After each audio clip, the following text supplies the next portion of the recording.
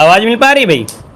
एक बार क्लियर कर दीजिए क्योंकि नेटवर्क समस्या यहाँ पर लग रही थी थोड़ा सा, तो नेट लेट में थोड़ा चालू हुआ था। तो एक बार क्लियर कर दीजिए कि आवाज़ हमारी मिल पा रही है आप सभी लोगों को? मिल पा रही है ना? मिल पा रही तो एक बार थम्स अप कर दीजिए जितने भी लोग जुड़े हैं, फिर हम लोग क्लास की स्टार्ट करते हैं। चलिए, मिल पा रही है? चलिए तो आइए स्टार्ट करते हैं। क्वेश्चन देखो दिया गया है, धीरे धीरे में समास कौन सा है? धीरे धीरे में समास कौन सा है, यहां पर जवाब देना है। आपका राइट आंसर में से क्या हो जाएगा? चलिए, राइट आंसर में से क्या हो जाएगा? तो देखिए यहां पर आंसर आपका बी आ रहा है, जिसका भी आपका आप बेभाव समास बिल्कुल राइट हो जाएगा। हमने बताया है कि जिसमें दुरुक्ति वाले वर्ण होते हैं, दुरुक्त मतलब यहाँ पर जो डैश लगा होता है, धीरे धीरे, धड़ाधड़, दिनों दिन, है ना, भटाभट, ये जो आपके होते हैं अव्यय में आते हैं। याद रखिए, इसका ऑप्शन बनेगा बी नंबर। यहाँ पर अगला क्वेश्चन दिया है कि आंख नदीदा काढ़े कसीदा लोकोक्ति का अर्थ इनमें से क्या होता है? चलिए बताइएगा कि आंख नदीदा काढ़े कसीदा लोकोक्ति का अर्थ इनमें से क्या बनेगा? तो इसका अर्थ होता क्या है? कह रहे बहुत निपुण बनना, बहुत निपुण तो नहीं होगा, कह रहे साधन ना होने पर भी काम कर लेना। और थोड़ा देखिए ऑप्शन डी वाले में देखिए कि योग्यता न रहने पर भी काम करने की सेखी भरना। तो आंख नदीदा काढ़े कसीदा ऑप्शन डी वाला आपका हो जाएगा। आप लोगों ने पूरे ऑप्शन नहीं पढ़े हैं और आप लोगों ने जवाब दिया है, इसका जो ऑप्शन डी हो जाएगा कि आंख नदीदा काढ़े कसीदा मतलब योग्यता न रहने पर भी काम करने की सेखा भरना, सेखी भरना, ऑप्शन डी आपका बनेगा। यहाँ पर आगे बढ़ते हैं। क्वेश्चन दिया गया है, कह रहा आपसे वही मनुष्य है जो मनुष्य के लिए मरे। चलिए वही मनुष्य है जो मनुष्य के लिए मरे, पंक्ति में कौन सा अलंकार है 41 नंबर में? चलिए देखिए यहाँ पर आपका जो आंसर है वो आपका हो जाएगा बी, यहाँ पर यमक अलंकार हो जाएगा। क्या हो जाएगा? यहाँ पर यमक अलंकार इसका राइट हो जाएगा, यमक अलंकार हो जाएगा। ठीक है ना? मतलब एक ही शब्द दो या दो से अधिक बार आता है और उसमें प्रत्येक अर्थ क्या होते हैं, भिन्न भिन्न हो जाते हैं। यहाँ पर आगे बढ़ते हैं। क्वेश्चन आपसे दिया गया है, वागेश्वरी का पर्यायवाची इनमें से क्या होता है? वागेश्वरी का पर्यायवाची पूछा गया, वागेश्वरी का पर्यायवाची इनमें से क्या हो जाएगा? चलिए भाई सभी लोग जवाब दीजिए कि वागेश्वरी का जो पर्यायवाची होता है वो क्या हो जाता है। देखिए यहाँ पर जो आपका आंसर आ गया है लगभग सभी का आ गया है, ऑप्शन बी हो जाएगा। यहाँ पर शारदा हो जाएगा। क्या हो जाएगा भाई? शारदा, जिसका ऑप्शन है आपका बी हो जाएगा। और शारदा के हमने बताया था और भी पर्यायवाची जो कि पूछी जाती हैं, जैसे आपका भारती, है ना, क्या हो गया यहाँ पर भारती, है ना, और साथ में क्या होता है सरस्वती, वीणा, पाणी, इसी के क्या होते हैं पर्यायवाची होते हैं। याद रखिए इसी के क्या होते हैं पर्यायवाची होते हैं। आगे बढ़ते हैं कि अव्यवस्थित वाक्य खंडों को क्रमबद्ध से आपको चुनना है। यहाँ पर जो आपका क्रमबद्ध बनेगा वो आपका कौन सा हो जाएगा? तो पहली पॉइंट हमने आपको ये हमेशा बताया है कि जो पहला होता है वो आपका स्थिर होता है और जो आपका लास्ट होता है वो भी स्थिर होता है। बस क्या दिक्कत होती है, जो यार अलावा होते हैं वहीं में दिक्कत आपकी आती है और किसी में नहीं आती है। तो देखो यहाँ पर आप लोग अगर अरेंज करेंगे तो किस प्रकार से अरेंज कर सकते हैं, किस प्रकार से अरेंज कर सकते हैं? तो भारतीय, भारती, भारती शुरू से ही और इसके बाद भाई भारतीय शुरू से ही आर्थिक सामाजिक अन्याय को बिना हिंसक विरोध के भारतीय सहते चले आए हैं। देखिए मिल गया है, कहां पर? ऑप्शन डी वाले में छुपा हुआ था, यहां पर आंसर आपका डी वाला भर दिया जाएगा। ठीक है, यहां पर अगला क्वेश्चन दिया गया है कि तीन बेर खाती वे तीन बेर खाती है में जो आपका अलंकार है इनमें से क्या है? तीन बेर खाती है तीन बेर में, है ना, तो इसका बताइए क्या आंसर हो जाएगा? जितने लोग भाई यहाँ पर जुड़ गए हैं आते ही वीडियो को लाइक कर दीजिएगा। जितने लोग भी यहाँ पर जुड़े हैं लाइक करने के लिए भूल गए हैं तो भाई ये लाइक का बटन जरूर दबा दीजिएगा जो लोग बाद में जुड़े हैं, है ना। और इसके बाद आनंद से मजा लीजिए, पूरी तरीके से हिंदी आपको धुआं धुआं करना है। तो देखो यहाँ पर आपका तीन बेर दिया है और तीन बेर दिया है, तो ऑप्शन क्या हो जाएगा? यहाँ पर सी हो जाएगा आपका यमक अलंकार हो जाएगा। यहाँ पर तीन बेर और तीन बेर आप लोग समझ रहे होंगे कि तीन बेर अर्थात संख्यावाची से है और दूसरा तीन बेर का मतलब होता है समय से, जैसे सुबह दोपहर शाम। तो ऑप्शन क्या हो गया? सी नंबर हो गया। अगला क्वेश्चन है कि विस्मय स्थायी भाव किस रस में होता है? विस्मय स्थायी भाव जो होता है ये किस रस में होता है? यहाँ पर 45 का जवाब दीजिए। तो विस्मय होता है किसका? आपके अद्भुत रस का होता है। किसका होता है? अद्भुत रस का होता है। कुछ लोग यहाँ पर देखिए ऑप्शन बी भी दे रहे थे, यहाँ पर आप लोग नंबरिंग करिए नहीं तो हम समझेंगे कि आप लोग गलत दे रहे हैं जवाब। 45 का जो ऑप्शन है वो आपका सी हो जाएगा, अद्भुत रस होता है। याद रखिए अगर आपसे पूछे शांत रस का क्या होता है, शांत रस का क्या होता है, तो निर्वेद होता है। शांत का क्या होता है? निर्वेद होता है, निर्वेद होता है। हास्य का तो आप लोग जानते हैं कि हास होता है। विभत्स का क्या होता है? जुगुप्सा या घृणा, है ना, जुगुप्सा या घृणा होता है। अगला है कि यद्यपि मोहन धनी है तथापि बहुत दुखी है। ये बताइए कि जो वाक्य है कैसा है, कैसा वाक्य है। चलिए बताइए। Good evening, good evening. देखो यद्यपि दिया है और आपका तथापि दिया गया है। हमने आपको बताया था हिंदी में कुछ ऐसी चीजें होती हैं जिन पर आपको हमेशा रटे ही होना चाहिए। तो यहां पर जो आंसर होगा क्या होगा, मिश्र वाक्य। मिश्र वाक्य में पहचान हमने बताया था कि जैसे जा शब्द आपको ज्यादा मिलेगा, तथापि तथापि यहां पर ज्यादा मिलते हैं, तो ऑप्शन क्या होगा, सी नंबर मिश्र वाक्य हो जाएगा। चलिए अगला बताइएगा। कह रहे जिसके बराबर कोई ना हो, जिसके बराबर कोई ना हो उसे क्या कहते हैं। चलिए यहां पर आपका आंसर क्या हो जाएगा, यहां पर जिसके बराबर कोई ना हो उसे क्या कहेंगे। आपका देखिए 47 नंबर में जवाब आ गया है, ऑप्शन बी हो जाएगा, अनुपम कहेंगे। क्या कहेंगे, अनुपम, जिसका ऑप्शन आ रहा है बिल्कुल राइट हो जाएगा। अगला है बंदर का तत्सम रूप क्या होता है। बंदर का तत्सम पूछा गया है, यहां पर बताइए। कुछ लोगों ने कहा था अभी बंदरिया हो जाएगा, ऐसा भी होता है क्या भाई, बंदर का तत्सम बंदरिया होता है क्या। बंदर का जो तत्सम होता है वो होता क्या है, यहाँ पर वानर होता है। याद रखिए बा का परिवर्तन वा में हो जाता है। कोई भी ऐसा शब्द मिले जहां पर आपका बा दिया गया हो वो आपका तद्भव होगा, और वही बा जो होता है तत्सम में वो आपका वा हो जाता है। जैसे यहाँ पर आपका बांदर दिया है, मान लो अगर यहाँ पर दिया होता बगुला, क्या दिया होता, बगुला। अब आप बताइए कि बगुला का तत्सम क्या होता है। चलिए बताइए कि बगुला का तत्सम क्या होता है, आप सभी लोग जवाब दीजिए। बगुला का जो तत्सम बनेगा क्या बनेगा, तो यहाँ पर वक हो जाता है, वक। तो आप देखा ना कि बा का परिवर्तन क्या हो गया, बा का परिवर्तन क्या हो गया, वाह हो गया कि नहीं हो गया। तो इस कारण से यहाँ पर बा का परिवर्तन वाह हो जाता है, ये तत्सम की पहचान होती है। अगला है चरण कमल बंदो हरिराई में जो अलंकार है वो आपका कौन सा है। चरणी कमले बंदो हरिराई में जो अलंकार है कौन हो जाएगा, तो यहाँ पर रूपक अलंकार हो जाएगा। यहाँ पर देख सकते हैं कि आपके उपमेय में उपमान के रूप में मान लिया गया है, तो ऑप्शन हो गया क्या, यहाँ पर सी नंबर है। अगला तीन लोक से मथुरा न्यारी का अर्थ क्या होता है। तीन लोक से मथुरा न्यारी का जो अर्थ बनेगा इनमें से क्या बन जाएगा। चलिए यहाँ पर आंसर को लॉक करिए, आपका जवाब क्या बनेगा। देखिए 50 नंबर में 50 का जो ऑप्शन है आपका बी, सबसे निराला। क्या, सबसे निराला जो ऑप्शन है वो आपका राइट हो जाएगा, सबसे निराला हो जाएगा।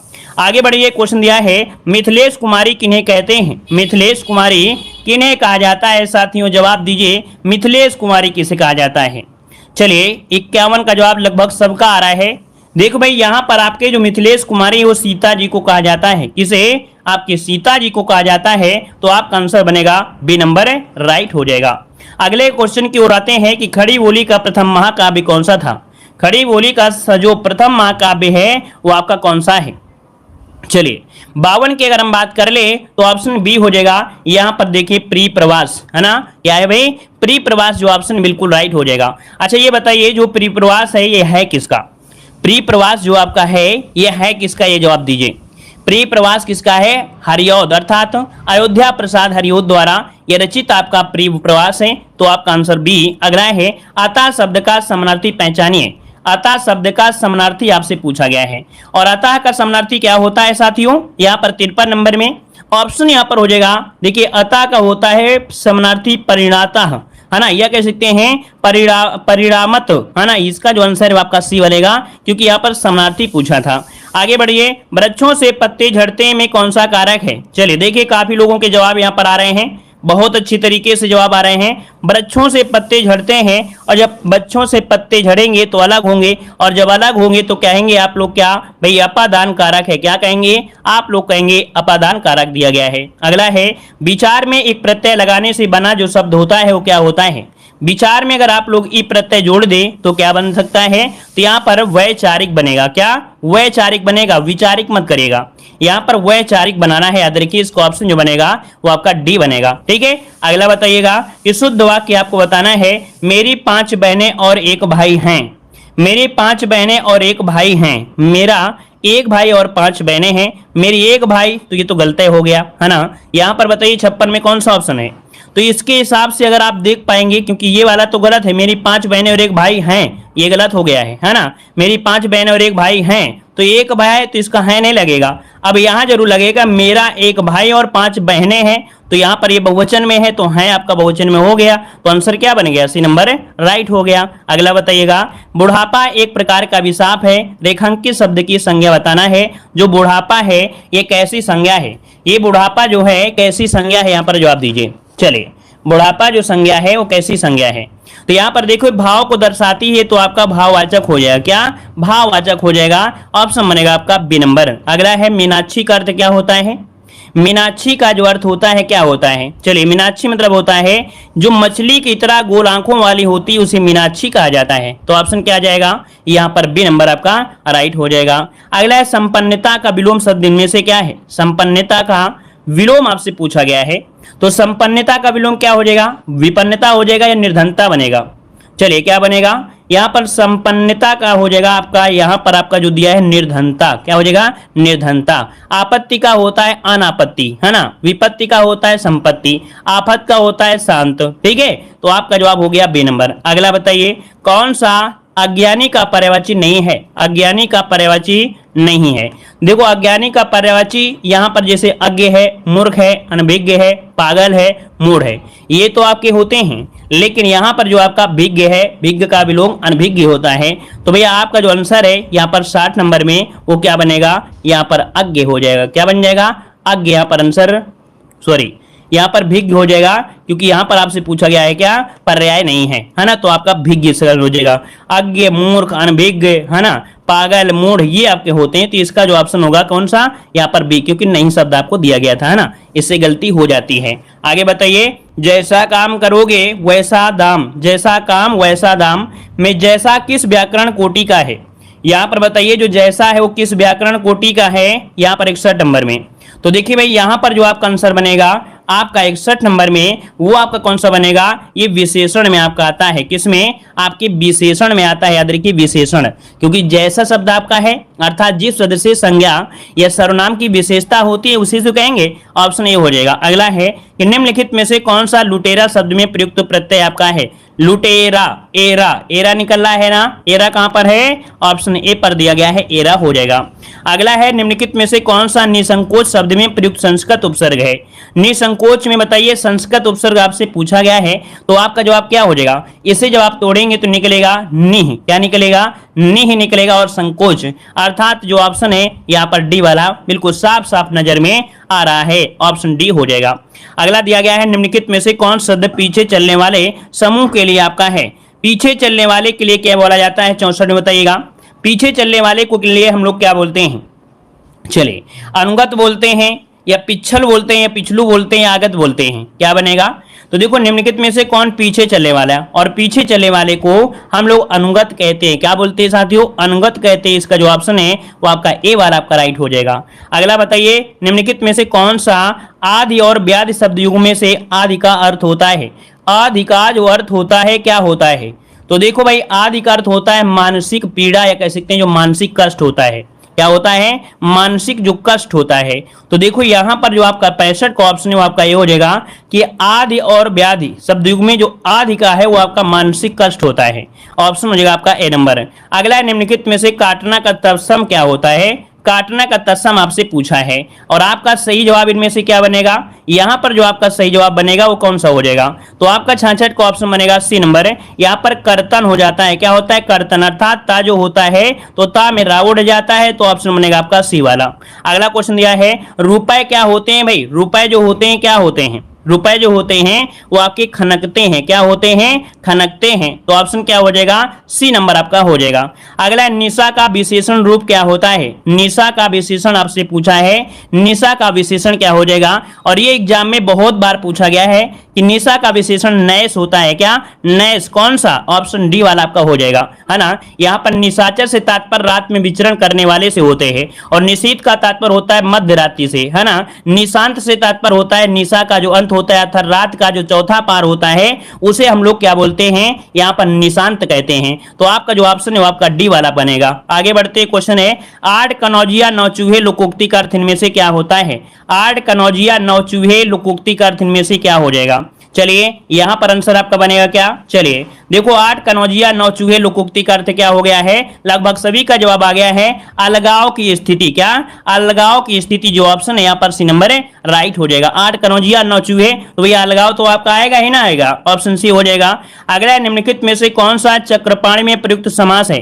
चक्रपाणी में समास पूछा गया है। तो ये बताइए चक्रपाणी किसे कहा जाता है? जो हाथ में चक्र लिए हो, पाणी मतलब हाथ, और चक्र जो हाथ जिसके हाथ में चक्र है उसे विष्णु भगवान कहते हैं। और जब विष्णु भगवान के कहेंगे तो एक विशेष अर्थ निकलेगा, और जब दुनिया में कोई विशेष अर्थ बन जाता है तो वो आपका हमेशा आपका बहुब्रीहि समासी हो जाता है, अर्थात यहाँ पर ऑप्शन सी आपका हो जाएगा, है ना। यहाँ पर आगे बढ़िए, क्वेश्चन दिया है निम्नलिखित में से कौन सा उच्छ्वास का संविच्छेद है? उच्छ्वास का संविच्छेद आपसे पूछा गया है, तो आपका आंसर क्या हो जाएगा? तो यहाँ पर देखो हमने एक पॉइंट आपको रूल में बताया था, ये जो आपका छा है और आपका चा दिया है, तो आपको क्या करना है, इसको सा में कन्वर्ट करना है और चा को ता में कन्वर्ट कर देना है। ये रूल के अकॉर्डिंग होता है। अगर आपने पढ़ा होगा संधि वाला टॉपिक तो आपका हो जाएगा उत्तधन श्वास। क्या? उत्तधन श्वास, ये व्यंजन संधि में आपका आंसर होगा। इनमें से कोई संयुक्त व्यंजन आपका नहीं है। देखो संयुक्त व्यंजन की जो संख्या होती है वो कितनी होती है? 4 होती है। कौन कौन से होते हैं? छ, त्र, ज्ञ, है ना, और एक परिश्रम वाला स्रा होता है। लेकिन यहाँ पर जो आपका फा दिया गया है, तो भाई फा बताइए किस में होता है? फा जब बोल रहे हैं तो दोनों दोनों ओठ जो आपके हैं क्या कर रहे हैं? स्पर्श कर रहे हैं। इसका मतलब ये जो आपका है ये ओष्ठ व्यंजन में आता है, ओष्ठ में, है ना। ऑप्शन हो जाएगा डी। अगला है नि धन कलंक का सही संविच्छेद क्या हो जाएगा? देखो ये विसर्ग को हटाइए और विसर्ग हटाकर आपको क्या करना है? सा में कन्वर्ट करना है। तो यहां पर जो सा लगेगा वो लगेगा कौन सा? यहां पर जो सा लगेगा वो कौन सा सा लगेगा? बी वाला लगेगा या आपका डी वाला हो जाएगा? नि धन कलंक निष्कलंक होता है, ये वाला आपका राइट हो जाएगा भाई। ऑप्शन बनेगा आपका डी नंबर। अगला है निम्नलिखित में से कौन सा कर्मधारय समास है? कर्मधारय समास में होता है विशेषण और विशेष की पहचान, है ना। अर्थात अगर विशेषण है या विशेष उसमें लगा हुआ है तो आप कहेंगे कि नहीं ये आपका कर्मधारय है। अर्थात पहला पद जो होता है विशेषण होता है और दूसरा पद होता है विशेष अर्थात संज्ञा होती है, वहां पर कर्मधारय समास माना जाता है। तो देखते हैं यहाँ पर नील गगन दिया गया है। नीला जो आपका है क्या है? विशेषण है। गगन जो आपका एक संज्ञा है। तो आप लोग समझ गए कि नीला विशेषण है, गगन विशेष है, तो सिंह आंसर आपका ये हो जाएगा नील गगन आंसर राइट हो जाएगा। ठीक है, आगे बढ़ते हैं। क्वेश्चन दिया है निम्नलिखित में से कौन सा कौमुदी का पर्यायवाची है? कौमुदी का पर्यायवाची आपसे पूछा है, कौमुदी का पर्यायवाची क्या हो जाएगा? तो यहां पर देखिए कौमुदी का जो पर्यायवाची होता है वो चांदनी होता है। क्या होता है? चांदनी, जो कि ऑप्शन है यहाँ पर ए नंबर राइट हो जाएगा। चांदनी की कुछ पर्यायवाची जो कि नए फैशन में अर्थात लेटेस्ट पैटर्न में आपके जैसे चंद्रिका, ज्योत्सना, जुनहाई, क्या एक शब्द होता है जुनहाई, जुनहाई भी जो होता है एसी का क्या होता है? पर्यायवाची होता है। यहाँ पर आगे बढ़ते हैं। क्वेश्चन दिया है परिंदे कहानी निम्नलिखित वर्णी में से किस कथाकार की है? बताइएगा जो परिंदे कहानी है वो किस कथाकार की कहानी है? 40 का ऑप्शन क्या बनेगा? चलिए 40 की अगर हम बात करें तो आपका आंसर क्या हो जाएगा? परिंदे कहानी किसकी है? चलिए परिंदे कहानी जो आपकी है किसकी है बताइए? निर्मल वर्मा की है। किसकी है भाई? निर्मल वर्मा, जिसका ऑप्शन आ रहा है 40 नंबर में वो ऑप्शन सी हो जाएगा, निर्मल वर्मा की है। अगला क्वेश्चन दिया गया है, कह रहे हैं मिर्जा गालिब किस शासक के दरबारी कवि थे? मिर्जा गालिब किस शासक के दरबारी कवि थे? यहां पर जवाब दीजिए। तो देखो भाई 41 की अगर बात करते हैं तो आपके बहादुर शाह जफर, इसका जो ऑप्शन है यहाँ पर डी नंबर है आपका राइट हो जाएगा, डी नंबर हो जाएगा। आगे बढ़िए, क्वेश्चन दिया गया है, कह रहा है बीजक किसकी रचनाओं का संग्रह है? बीजक किसकी रचनाओं का संग्रह है?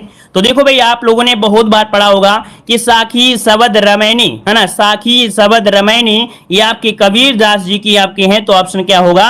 यहाँ पर ए नंबर हो जाएगा। और अगला है कि तुलसीदास द्वारा रचित रामचरितमानस में किसने कांड है? तो भैया कितने कांड है यहाँ पर देखो, तो 43 का ऑप्शन क्या बनेगा? यहाँ पर हो जाएगा 7 कांड है। अब आप सभी को बताना है कि सबसे छोटा जो कांड है वो आपका कौन सा है? सबसे छोटा कांड कौन सा है और सबसे बड़ा कांड कौन सा है? इनमें से आपसे एग्जाम में पूछा गया था, आपके वीडियो एग्जाम में क्वेश्चन पूछा गया था। तो ये बताइए सबसे छोटा जो कांड है वो कौन सा है? किष्किंधा कांड है। बिल्कुल सही है, सबसे छोटा जो कांड है वो आपका किष्किंधा कांड है। और सबसे बड़ा कौन सा है? सबसे बड़ा कौन सा है ये बताइए? तो बालकांड जो है वो सबसे बड़ा है। तो ये एग्जाम में पूछा जाता है। ठीक है, आगे बढ़िए। कह रहे रमेश चंद्र शाह को विनायक रचना के लिए सन 2014 में साहित्य अकादमी पुरस्कार से सम्मानित किया गया। इस रचनाकार की जो विधा है वो आपकी क्या है? अर्थात जो विनायक रचना है एक ऐसी विधा है, ये विधा है ऑप्शन बी आपका एक उपन्यास है। इनका क्या है? ये इनका एक उपन्यास है। अगला क्वेश्चन है, अंधेर नगरी नाटक के रचयिता आपको बताना है, अंधेर नगरी नाटक के रचयिता इनमें से कौन हो? क्या है अंधेर नगरी? जो कि आप लोग बचपन से पढ़ते आ रहे हैं, भारतेंदु हरिश्चंद्र, है ना। अंधेर नगरी, टके शेर खाजी टके शेर भाजी, है ना, ये आपने पढ़ा होगा। ऑप्शन इसका बी हो जाएगा। अगला क्या है, कौन सी रचना तुलसीदास की नहीं है, कौन सी रचना तुलसीदास की नहीं है, यहां पर आंसर क्या हो जाएगा। तो देखो भाई यहां पर आपकी रामचरितमानस है ना, रामचरितमानस जो आपकी कौन सी भाषा में है, आपके अवधी भाषा में, क्या है, अवधी भाषा में। यहां पर देखो यामा जो आपकी है किसकी है, महादेवी वर्मा की है, किसकी है, महादेवी वर्मा की है। तो इसका जो ऑप्शन होगा ए नंबर आपका राइट हो जाएगा। इस बात को जरूर याद रखिए कि रामचरितमानस किस भाषा में है, तो आपकी अवधी भाषा में है। ये वाला जो पॉइंट है वो पूछा जाता है। कौन सी कृति महादेवी वर्मा की है, कौन सी कृति महादेवी वर्मा की है 47 में। तो देखो यहां पर निहार है, साकेत है, परिप्रवास है, कामायनी। तो निहार जो आपकी महादेवी वर्मा की है, निहार महादेवी वर्मा, ऑप्शन यहां पर ए नंबर राइट हो जाएगा। अतीत के चलचित्र किसकी रचना है, अतीत के चलचित्र किसकी रचना है। तो यहां पर देखिए अतीत के चलचित्र है आपके महादेवी वर्मा, यहां पर भी जिसका ऑप्शन है आपका कौन सा, सी नंबर बिल्कुल राइट हो जाएगा, ये महादेवी वर्मा की है। जयद्रथ वध किसकी रचना है, जयद्रथ वध किसकी रचना है, यहां पर आंसर क्या बनेगा। चलिए जयद्रथ वध में भी आप लोग लगाइए, आपका जवाब इनमें से राइट क्या हो जाएगा। तो देखिए 49 का ऑप्शन हो जाएगा ए नंबर मैथिली शरण गुप्त, जिसका भी ऑप्शन आ रहा है, देखिए जिसका भी ऑप्शन 49 में आ रहा है क्या, मैथिली शरण गुप्त, उसका आंसर बिल्कुल से राइट बनेगा। अगला है देवदास उपन्यास पर 3 बार फिल्म बन चुकी है, उपन्यासकार का नाम आपको बताना है। तो जो बताइए कि देवदास उपन्यास पर 3 बार फिल्म बन चुकी है, उपन्यासकार का नाम आपसे पूछा गया है। और ये हिंदी में ही नहीं, आपकी स्टैटिक जीके में ही क्वेश्चन पूछा जाता है, ठीक है, ये क्वेश्चन स्टैटिक जीके में भी पूछा जाता है। तो 50 का ऑप्शन क्या बनेगा, 50 का ऑप्शन सी हो जाएगा, शरद चंद्र चट्टोपाध्याय, जो कि ऑप्शन है यहाँ पर सी नंबर राइट हो जाएगा। अगला बताइएगा, निम्नलिखित कवियों में से गांधी जी ने किस कवि को राष्ट्र कवि का सम्मान दिया है। तो गांधी जी ने किस कवि को राष्ट्र कवि का सम्मान दिया है, यहां पर देखिए लगभग सभी का जवाब यहां पर आ चुका है। कुछ लोग डी दे रहे हैं, लेकिन कुछ लोग यहां पर और भी दे रहे हैं। 51 का डी वाला आपका बिल्कुल राइट हो जाएगा, मैथिली शरण गुप्त इसका परफेक्ट आंसर है, डी नंबर। आगे बताइए, इनमें से कौन सी रचना राग्य राघव जी की नहीं है, इनमें से कौन सी रचना राग्य राघव जी की नहीं है, यहां पर 52 नंबर में। तो देखो यहां पर दिया है देवदासी और आपका अधूरी मुहूर्त और साम्राज्य का वैभव, ये तो रचना राग्य राघव की है, लेकिन यहां पर जो आपका दिया है जीवन के पहलू, ये इनकी रचना नहीं है। जीवन के पहलू किसकी रचना है भाई, जीवन के पहलू जो रचना है वो किसकी रचना है, ये आपको जवाब देना है। जीवन के पहलू जो रचना है वो किसकी है किसी को पता, जीवन की है, बिल्कुल है। यहां पर देखिए अगला क्वेश्चन है, लज्जा जो लेखिका है वो किसकी है, लज्जा किस लेखक की कृति है। लज्जा जो आपकी है वो नसरीन यहां पर दे रहा है 53 नंबर में, ऑप्शन हो जाएगा तस्लीमा नसरीन। अभी हाल ही में एग्जाम में क्वेश्चन पूछा जा चुका है आपके बीएड एग्जाम में। अगला है कि मिलजुल मन किसकी रचना है, मिलजुल मन जो है वो किसकी रचना है, यहां पर देखिए 54 नंबर में। 54 का ऑप्शन देखिए काफी लोग दे रहे हैं, आपकी मिलजुल मन जो है वो आपकी मृदुला गर्ग की है, किसकी है, मृदुला गर्ग, जो की ऑप्शन है यहाँ पर बी नंबर बनेगा। अगला दिया गया है, कह रहे जिंदगी नामा के लेखक कौन है, जिंदगी नामा के जो लेखक हैं वो आपके कौन है। तो चलिए जिंदगी नामा के लेखक आप सभी से पूछा गया है आपका कृष्णा सोबती, इसको नोट करिएगा। और इनसे रिलेटेड क्वेश्चन पूछा भी गया है, तो ऑप्शन सी हो जाएगा कृष्णा सोबती, इनकी डेथ भी हो चुकी है। अगला क्वेश्चन दिया गया है, झूठा सच के लेखक आपके कौन है, झूठा सच के लेखक इनमें से कौन बनेंगे। चलिए 56 का जवाब देते रहिए, फटाफट जवाब देते रहिए। सभी लोग पहली बार जुड़े हैं तो जय हिंद जरूर लिखिएगा, ठीक है, पहली बार जुड़े हैं तो एक बार जय हिंद जरूर लिख दीजिएगा, जिससे हमारा और आपका परिचय भी हो जाए, क्योंकि आपके जय हिंद लिखने से हमारी नजर आप पर जरूर पड़ती है और इसके बाद आपका परिचय भी हमसे हो सकता है ना। आपको धीरे धीरे पता चल जाएगा कि नहीं हम आपसे जुड़े हैं और आप हमसे जुड़े हैं। तो देखो यहाँ पर जो पुराने स्टूडेंट हैं उन लोगों ने पहले ही जय हिंद लिख दिया है, क्योंकि आप लोग जानते हैं कि हम तो आपको पहचानते हैं, है ना। तो नए स्टूडेंट भी जरूर लिखेगा। चलिए सभी को जय हिंद जय हिंद। देखो यहाँ पर दिया है झूठा सच के लेखक, 56 का जो ऑप्शन डी हो जाएगा यशपाल, क्या हो जाएगा, यशपाल, जो कि ऑप्शन है आपका डी नंबर यशपाल हो जाएगा। अगला है रेगव राघु, है ना, यहाँ पर दिया है रेहन पर रघु किस लेखक का उपन्यास है, रेहन पर रघु किस लेखक का उपन्यास है 57 में। तो आपका जवाब यहाँ पर जो बनेगा बी हो जाएगा काशीनाथ। बहुत अच्छा क्वेश्चन आपका है, रेहन पर रघु जो लेखक हैं ये एक प्रकार का उपन्यास है, यहाँ पर काशीनाथ इसके क्या हैं, रचनाकार हैं। ऑप्शन यहाँ पर हो जाएगा बी नंबर।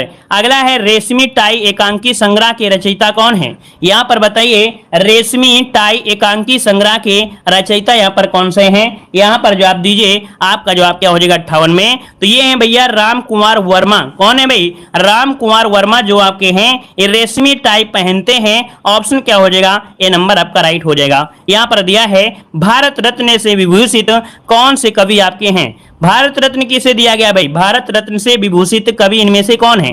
तो देखो भाई यहाँ पर भैया भारत रत्न किसी को नहीं दिया गया है ना। यहाँ पर इनमें से कोई नहीं, इसका जो ऑप्शन है आपका डी हो जाएगा, इनमें से कोई नहीं बनेगा। अगला है पंडित बनारसी दास द्वारा लिखित हिंदी की पहली आत्मकथा का नाम बताना है।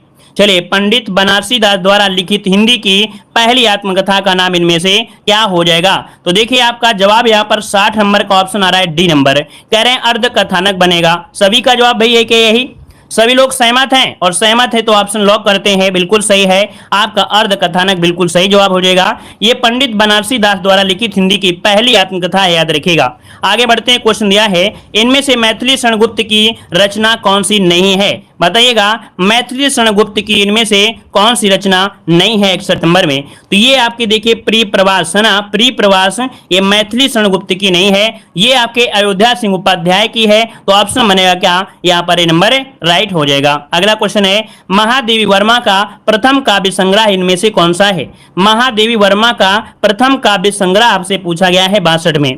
तो देखो भाई यहाँ पर जो निहार है, निहार ये महादेवी वर्मा का प्रथम काव्य संकलन है निहार। ऑप्शन जाएगा क्या? यहाँ पर आपका डी वाला राइट हो जाएगा। अगला है भारतेंदु हरिश्चंद्र द्वारा संपादित पत्रिका इनमें से एक नहीं है, उसे आपको पहचानना है। तो बताइए यहाँ पर जो आपका आंसर बनेगा क्या हो जाएगा? चलिए यहाँ पर देखो बाला बोधनी तो आपकी है, यहाँ पर हरिश्चंद्र मैगजीन भी है, कवि वचन सुधा भी है, लेकिन बताना है आनंद कादम्बिनी किसकी रचना है?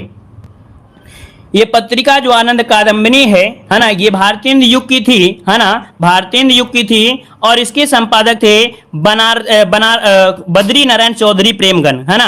आनंद कादम्बिनी के बारे में बहुत बार क्वेश्चन एग्जाम में पूछा गया है कि इसके जो संपादक है कौन है, तो बद्री नारायण चौधरी प्रेमगन है। और इसकी जो शुरुआत हुई थी वो 1881 में हुई थी मिर्जापुर से। तो क्वेश्चन पूछा जाता है कि इसकी शुरुआत कहां से हुई थी, तो आपकी मिर्जापुर से इसकी शुरुआत की गई थी आनंद कादम्बिनी के। तो इतने क्वेश्चन यहां से बनता है। अगला क्वेश्चन दिया है अमीर खुसरो का वास्तविक नाम क्या है? अमीर खुसरो का वास्तविक नाम क्या था?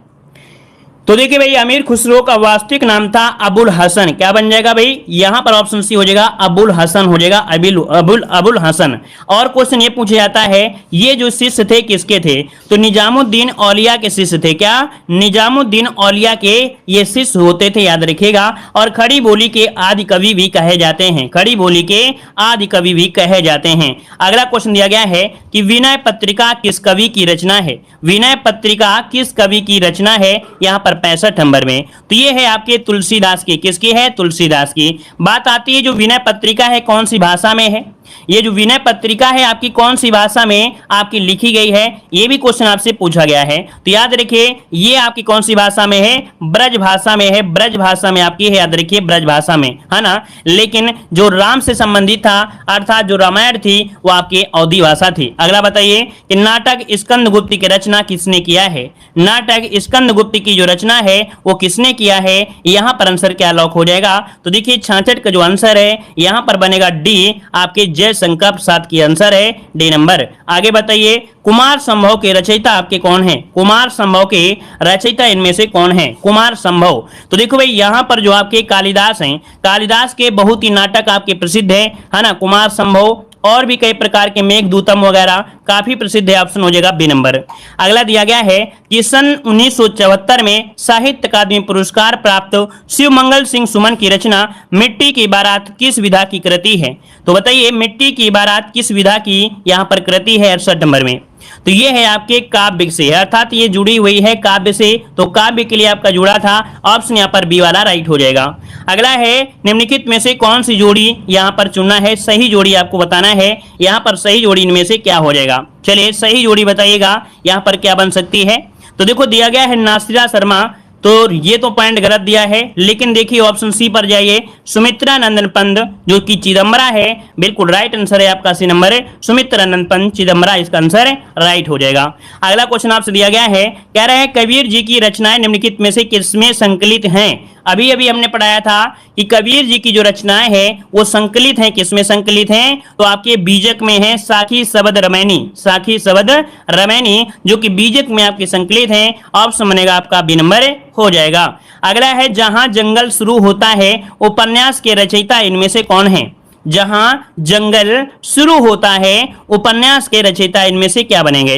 तो देखो यहां पर हो जाएगा संजीव जी हैं। कौन है, संजीव, इसका जो ऑप्शन है याद रखिए, यहां पर आपको बताना है बी नंबर। क्या बताना है, बी नंबर बताना है। यहां पर आपको नरेंद्र नहीं बताना है, बी बताना है आपके संजीव। इसमें गलतियां आ रही हैं, आप लोग इसे नोट करिएगा।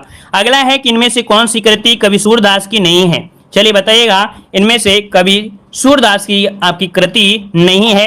तो देखो यहां पर आपसे दिया है सूरसागर, साहित्य लहरी और सूरसारावली, आप लोग हमेशा से पढ़ते आ रहे हैं, लेकिन यहां पर दिया है सुंदर विलास किसकी रचना है। ये बताइए सुंदर विलास जो रचना है वो किसकी है। सुंदर दास की हो जाएगी, जैसे सुंदर विलास हो गया, है ना, और भी कई आपके हैं जो आपके सुंदर दास की हैं, तो ऑप्शन बी इसका हो जाएगा सुंदर विलास अर्थात सुंदर दास। अगला क्वेश्चन है, निष्कवच उपन्यास किस लेखक की कृति है। निष्कवच उपन्यास किस लेखक की कृति है। चलिए जय हिंद जय हिंद। चलिए तो देखो यहां पर 73 नंबर में क्या बनेगा, सी हो जाएगा, राजी सेठ की है। याद रखिए निष्कवच उपन्यास जो आपका है ये राजी सेठ की है। ऑप्शन बनेगा यहां पर आपका सी नंबर। अगला है कि अंचल किस साहित्यकार का उपनाम है। अंचल किस साहित्यकार का उपनाम है, यहां पर जो आंसर बनेगा राइट क्या हो जाएगा। 74 की अगर हम बात करते हैं तो आपका जो जवाब बनेगा वो आपका बी हो जाएगा, रामेश्वर शुक्ल। क्या बनेगा, रामेश्वर शुक्ल इसका जो आंसर है वो आपका राइट हो जाएगा। अंचल किस साहित्यकार का उपनाम है, तो रामेश्वर शुक्ल को कहा जाता है। इसका ऑप्शन बनेगा आपका बी नंबर। सतसई के लेखक आपके कौन है। सतसई के जो लेखक हैं वो आपके कौन है, 75 का जवाब देना है। और ये भी आपको बताना है कि कितने आपके सही जा रहे हैं, है ना, कितने क्वेश्चन आपके सही जा रहे हैं। 75 का जो ऑप्शन है सतसई जो आपके हैं बिहारी लाल, है ना, यहाँ पर बिहारी के आपके दोहे प्रसिद्ध हैं, तो ऑप्शन हो जाएगा आपका बी नंबर। आगे बढ़िए, क्वेश्चन दिया गया है, तुलसी की भक्ति भावना किस प्रकार की थी। जो आपके तुलसीदास जी थे इनकी जो भक्ति भावना थी वो किस प्रकार की थी, 76 नंबर में। तो देखो यहां पर इनकी थी दास से भाव को, हमेशा अपने आप को एक दास के रूप में मानते थे, तो आपका दास से भाव की भावना इनके अंदर थी। अगला क्वेश्चन दिया है, प्रगतिशील लेखक संघ का पहला अधिवेशन किस वर्ष में हुआ था। प्रगतिशील लेखक संघ का पहला अधिवेशन किस वर्ष में हुआ था, 77 में। तो देखो भाई आपका जवाब हो जाएगा सी नंबर, सन 1936 में यह पहला अधिवेशन हुआ था प्रगतिशील लेखक का, जो कि ऑप्शन यहाँ पर बनेगा क्या, सी नंबर राइट हो जाएगा। और अगला कामायनी किस युग की रचना है। कामायनी किस युग की रचना है, यहाँ पर 78 का जवाब देना है। 78 की अगर हम बात करते हैं तो भाई आपको मालूम है कि ये जयशंकर प्रसाद की है, और जो जयशंकर प्रसाद थे वो छायावादी युग से थे, तो छायावादी युग इसका आंसर राइट हो जाएगा। अगला है, किन्नर देश में यात्रा संस्मरण के लेखक आपके कौन हैं। तो जब भी कभी यात्रा की बात करते हैं तो यात्रा के लिए एक जाने जाते हैं जो आपके लेखक कौन हैं। यात्रा के लिए एक लेखक जाने जाते हैं जिनका नाम है राहुल साकृत्ययन, इन्हें आपके किन्नर देश में यात्रा के लेखक हैं, ऑप्शन सी। जब भी कभी यात्रा की बात कर दे तो आपको यहाँ पर राहुल साकृत्ययन पर फोकस करना है, ध्यान देना है। अगला है, पृथ्वीराज रासो किस कवि की रचना है। पृथ्वीराज रासो किस कवि की रचना है, 80 का ऑप्शन दीजिएगा। देखिए 80 की अगर हम बात करें तो यहां पर आंसर डी हो जाएगा, चंद बरदाई। क्या हो जाएगा, चंद बरदाई, जो कि बहुत पहले से क्वेश्चन आप लोग पढ़ते चले आ रहे हो, पृथ्वीराज रासो चंद बरदाई। अगला है, फांस किसकी रचना है। फांस किसकी रचना है, 81 नंबर में। तो 81 का ऑप्शन क्या हो जाएगा, यहां पर हो जाएगा संजीव की है। किसकी है, संजीव। देखिए काफी लोगों ने जवाब दिया है, बिल्कुल राइट आंसर है। और अगला है, ठीकरे की मंगनी उपन्यास किसने लिखा है। ठीकरे की मंगनी उपन्यास किसने लिखा है, यहां पर जवाब दीजिए। ठीकरे की मंगनी ये क्या है, उपन्यास, और लिखा है आपके ऑप्शन यहां पर C number Nasira Sharma. Note करिए, नासिरा शर्मा से क्वेश्चन बनता भी है, ऑप्शन बनेगा आपका सी नंबर राइट हो जाएगा। और अगला है कि कहानी बूढ़ी काकी तथा अन्य नाटक की रचना के रचनाकार कौन है। बताइए बूढ़ी काकी तथा अन्य नाटक की जो रचनाकार है वो आपके कौन है। यहां पर बनेगा सी चित्रा मुग्दल। क्या बनेगा, चित्रा मुग्दल इसका जो ऑप्शन है वो आपका सी होगा। और अगला है कि हिंदी में रिपोर्ताज विधा का जनक किसे माना जाता है। हिंदी में रिपोर्ताज जनक का विधा किसे माना जाता है। और यहां पर इसी के साथ ये क्लास भी आपकी कंप्लीट होती है और आप लोगों को इसका जवाब कमेंट बॉक्स में करना। जय हिंद, वंदे मातरम।